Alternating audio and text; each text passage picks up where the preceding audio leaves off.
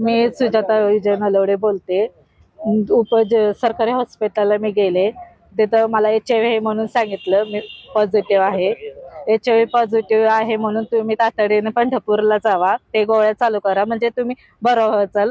आणि असं बोलले मला की मी गेले आणि माझ्या बाळाला काय होणार नाही, तुम्ही लवकर आला असता तरी मला गर्भपात केला असतं, काहीतरी केलं असतं म्हणून सांगितलं हे असं।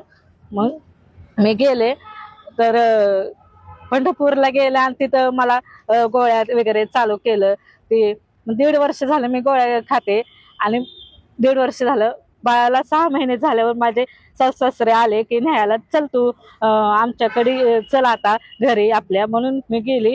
तिथं गोळ्याचं काय प्रकरण सांगितलं नव्हतं, तिथं 3-3 महिन्याचे गोळ्या देत होते मला, हे कशाचे आहेत म्हणून सांगितलं तरी मी टाळाटाळा केले त्यांना की सांगितलं नाही की काय सुद्धा मी अशा गोळ्या आहेत ती, म्हणून मी घाबरून काहीच बोलले नाहीत, कारण की माझा संसार उद्ध्वस्त होईल म्हणून मी काही त्यांना सांगितलंच नाही।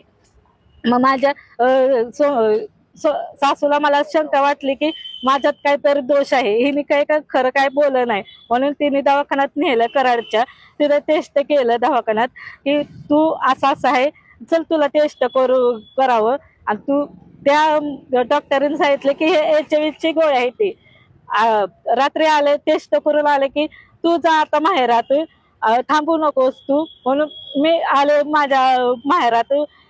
आणि तिथं डॉक्टरने 3ऱ्या का 4थ्या दिवशी मला सांगितलं की तुम्ही पॉझिटिव्ह आहे, म्हणून फोन करून म्हटले की तुम्ही पॉझिटिव्ह आहे असं सांगितलं मला। मी असे की शॉकच बसला की मला खरंच मी पॉझिटिव्ह आहे का निगेटिव्ह आहे का म्हणून, असं शॉक बसला की निगेटिव्ह आहे का मी म्हणून।